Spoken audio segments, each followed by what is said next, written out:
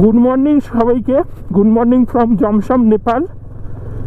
ও নেপাল রাইডে গতকাল রাতে এসে পৌঁছেছি জমসম।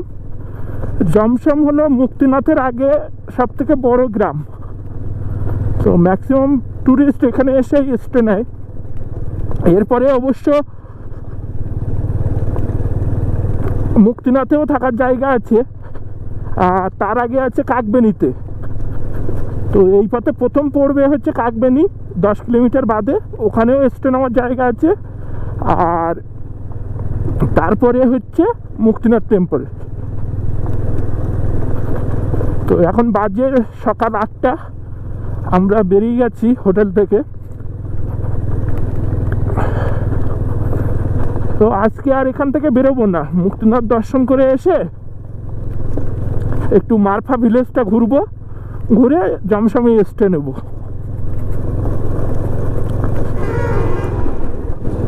জমসম থেকে মুক্তিনাথকে কেন হচ্ছে লোক লাদাখ আর স্পিতির সঙ্গে তুলনা করে, মানে লাদাখ আর স্পিতিতে যে ল্যান্ডস্কেপগুলো দেখা যায় এখানেও সেরকমই দেখা যায়। দেখো, দুটো পাহাড়ের মাঝখান দিয়ে, এটা হচ্ছে আমার বাম পাশে কালীগণ্ডকী নদী, আর তার পাড়েই এই রাস্তা।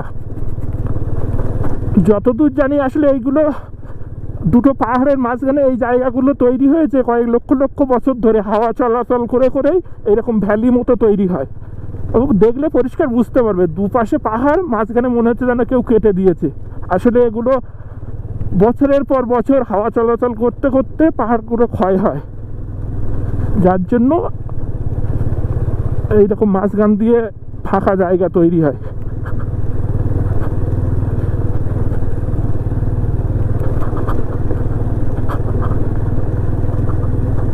নেপাল রাইডের ভিডিও ভালো লাগলে সবাই লাইক করো, সাবস্ক্রাইব করো, ফলো করো।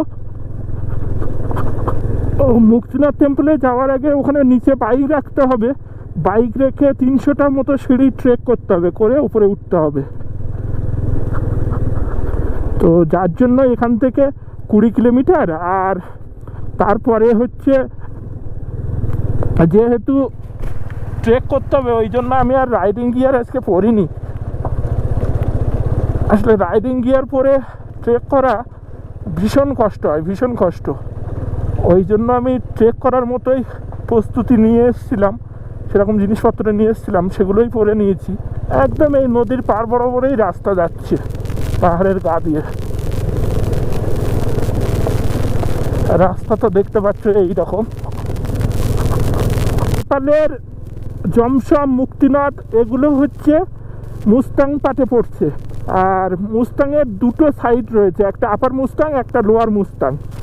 তো জমসম, কাকবেনি, মুক্তিনাথ এগুলো সব লোয়ার মুস্তাংয়ে পড়ছে। আর আপার মুস্তাংয়েও হচ্ছে দারুণ দারুণ জিনিস দেখার আছে, আর প্রচুর অফরোডিং, প্রচুর।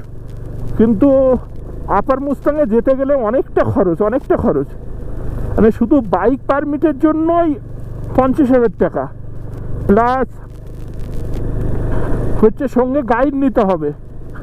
এবার সেই গাইডের হচ্ছে বাইক খরচা, তেল খরচা, তার থাকা খাওয়া সব কিছুই। এবার সব মোটামুটি আপার মুস্তাং করতে গেলে পার হেড 1.5 থেকে 2 লাখ টাকা লেগে যায়। কিন্তু ভীষণ সুন্দর জায়গা আপার মুস্তাং। মানে লোয়ার মুস্তাং তো এই তোমরা দেখছো, আর আপার মুস্তাং আরো সুন্দর। যায় অনেকেই আপার মুস্তাং, আমাদের বেঙ্গল থেকেও অনেকে করেছে আপার মুস্তাং। দেখে মনে হচ্ছে যেন অন্য কোনো গ্রহে চলে এসেছি, এটা আমাদের পৃথিবী নয়। কোনো গাছ কিছুই নেই, শুধু পাহাড়, নেড়া পাহাড় চারিদিকে। আপার মুস্তাংয়ে যাওয়ার রাস্তায় এই জমসম থেকে বা কাকবেনি থেকে কোথার থেকে একটা উঠতে হয়, ওটা ভাগ হয়ে যাচ্ছে। খুব সম্ভব কাকবেনি থেকে। দেখো, তোমাদের কি মনে হচ্ছে এটা আমাদের পৃথিবী? কিন্তু এটা আমাদের পাশেই, আমাদের পাশের দেশ, আমাদের বন্ধু দেশ নেপালে। কত কিছু ছড়িয়ে ছিটিয়ে আছে আমাদের চারিপাশে, কত বিচিত্র জিনিস।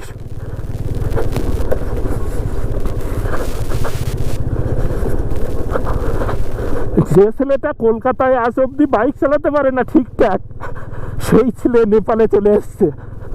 একবার ভাবো তোমরা। আমি আজও কলকাতার সিগন্যাল ঠিকঠাক বুঝি না, মানে সিগন্যাল বুঝি কিন্তু যেটা দেখা যাচ্ছে যাচ্ছি এক রাস্তা দিয়ে, যাওয়ার সময় টু ওয়ে আছে, ফেরার সময় সিঙ্গেল ওয়ে হয়ে গেছে। মানে এইরকম কখন কোন সিগন্যাল হুট করে ফেলে দেবে কি। আর এত রাস্তা কলকাতার ভিতরে, এত রাইড করলাম এই 3 বছরে, 20 সাল থেকে, কিন্তু এখনো পর্যন্ত কলকাতার ভিতরে আমি বাইক নিয়ে যাই না।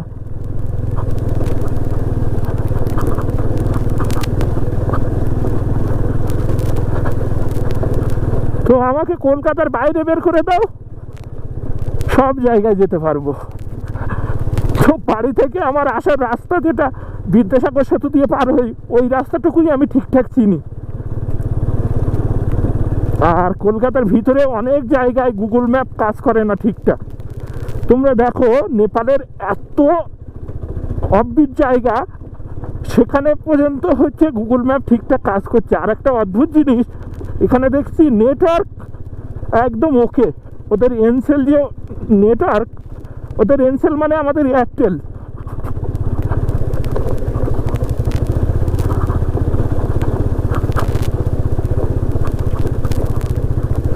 দেখো এই কিছু স্ট্যাচু রয়েছে, জানি না কি, আসার সময় ছবি তুলবো।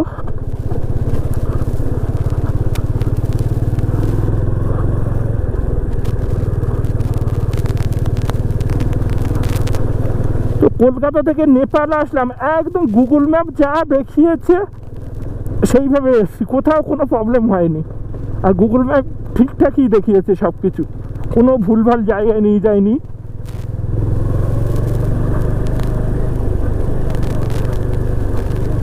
এখন আবার নিচের দিকে নামতে হচ্ছে সাবধানে। ডাউন হিলেই একটু অসুবিধা হয়, কিন্তু আপ হিলে কোনো অসুবিধা হয় না। সেকেন্ড গিয়ার দিয়ে বসে থাকো, গাই গাই করে গাড়ি তুলে দেবে। কিন্তু এই ডাউন হিলে মনে হচ্ছে যেন সামনের দিকে একদম ঝুঁকে যাচ্ছি। ক্যামেরায় কতটা বোঝা যাচ্ছে জানি না।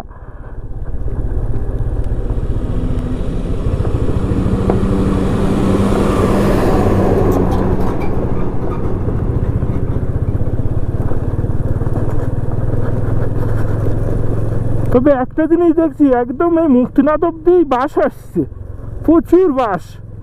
মানে এত অফরোড এত কিছু, কিন্তু বাস ঠিক চলে আসছে।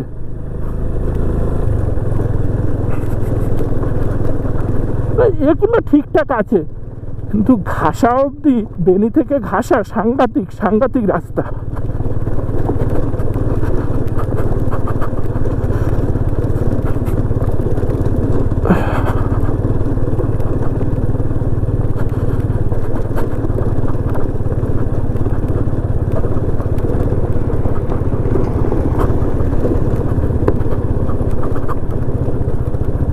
সামনে একটা মিউজিয়াম আছে।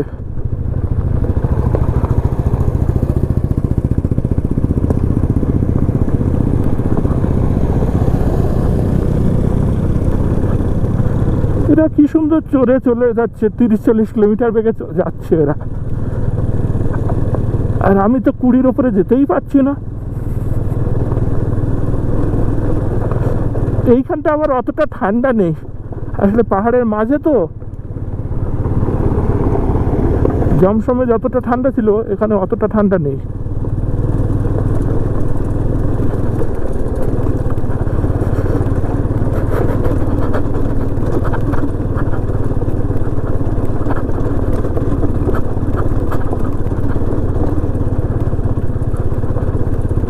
নৈতিক, তোর সাথে আবার আসতে হবে নেপাল, দুজন একবার আসবই।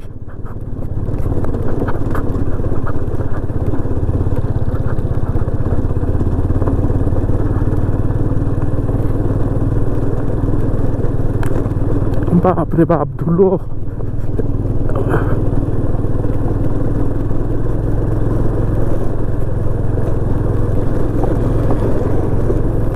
ধুলোয় কি কিছু দেখা যাচ্ছে ক্যামেরা? তোমরা জানিও কেমন লাগছে।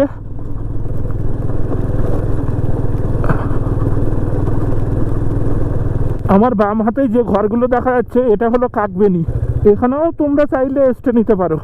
ওই যে সাদা একটা লেখা দেখতে পাচ্ছ, পাহাড়ের গায়ে সাদা কিছু দিয়ে লিখেছে কাকবেনি।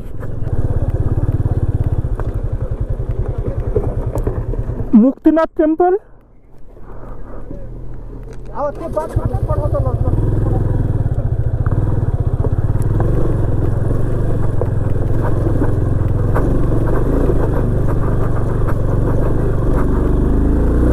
তো কাকবেনির থেকে ডান দিকে উঠলেই মুক্তিনাথ টেম্পল।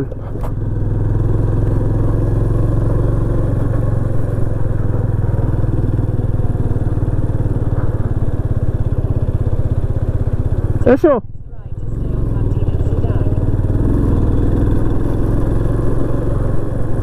কাকবেনির থেকে দেখছি পিচের রাস্তা পেয়েছি।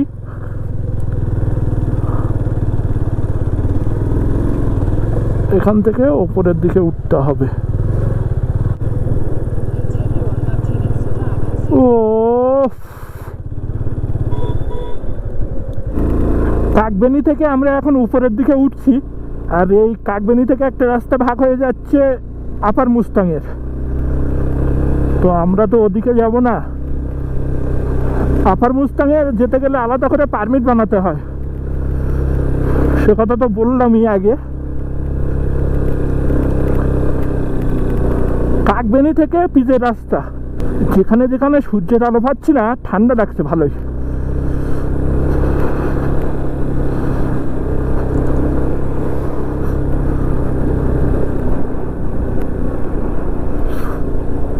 যত খারাই রাস্তা হোক, ওঠার সময় কোনো অসুবিধা হয় না, নামার সময় একটু ভয় ভয় লাগে আমার।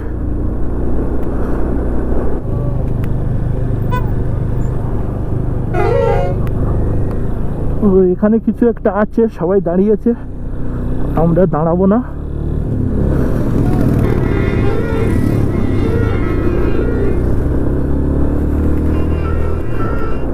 এখানে অনেকজনের সঙ্গে কথা হলো, অস্ট্রেলিয়ার একটা গ্রুপের সঙ্গে কথা হলো, তারাও দেখলাম হিমালয়ানের ভাড়া নিয়েছে।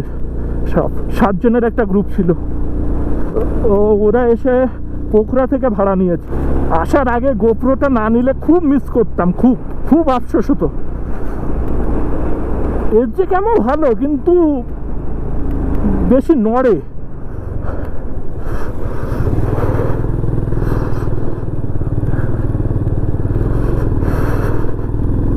অনেকে দেখছি জমশন থেকে হেঁটে হেঁটে আসছে ট্রেক করে করে।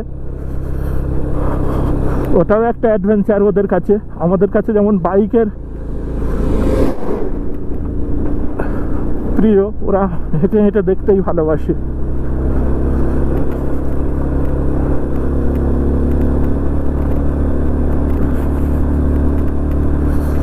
গতকাল যা কষ্ট করে এসছি, আজ পুরো লাঘব হয়ে গেছে সব কষ্ট। ডাউন হিল, সাবধানে। এটা একটা ছোট্ট ভ্যালি, দেখো চাষ হয়েছে সামনে দেখছি, গম বা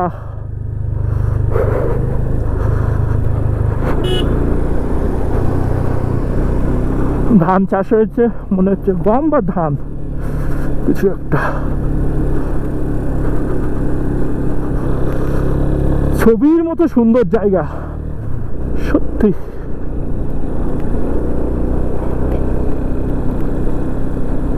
দেখো 2-4টে ছোট ছোট ঘর, পাশে চাষ হয়েছে, আর তার সামনেই হচ্ছে বরফে ঢাকা পাহাড়।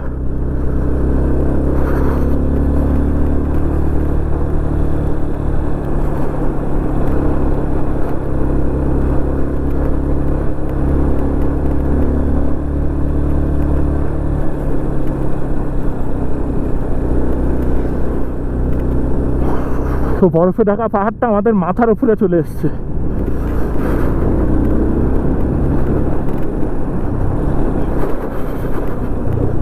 ও না, এগুলো তো আপেল গাছ।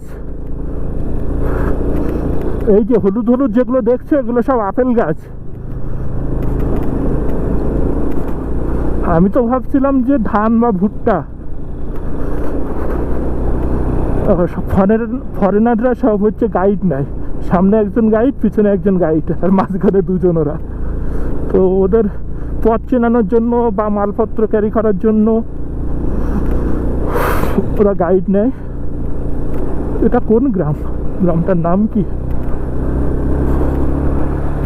কোনো তাড়াহুড়ো নেই, ওরা কি টুক টুক করে হাঁটতে হাঁটতে যাচ্ছে।